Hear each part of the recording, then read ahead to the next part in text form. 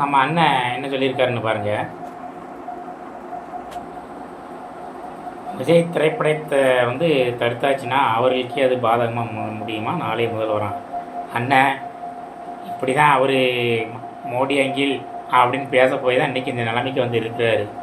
நீங்கள் மீண்டும் மீண்டும் அதில் எண்ணெயை ஊற்றி படத்தை வெளிவர விடாமல் பண்ணிடுறாங்க. பாவம் அவர் இல்லை, அந்த ப்ரொடியூசர் 500 கோடி ரூபா பணத்தை போட்டிருக்கான். அவனுக்கு காசு வரணும், படம் வெளியே வரட்டும். அது என்னவோ இருக்கட்டும், சென்சார் போர்டு சொல்கிறத கட் பண்ணி படம் வரட்டும்.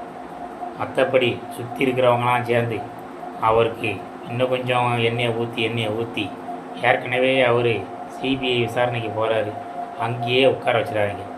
இப்போ தைரியமாக நாளாச்சா? இப்போ நீங்கள் சொல்லுங்களேன், மோடி அங்கில் நான் வீட்டில் தான் இருப்பேன், என்னை பாருங்கள், என் படத்தில் கை வைக்காதன்னு சொல்லுங்களேன். பேச முடியாது இல்லை, குடிமை அங்கே இருக்குது. சரிங்களா? அதனால் பார்த்து நடந்துக்குங்க.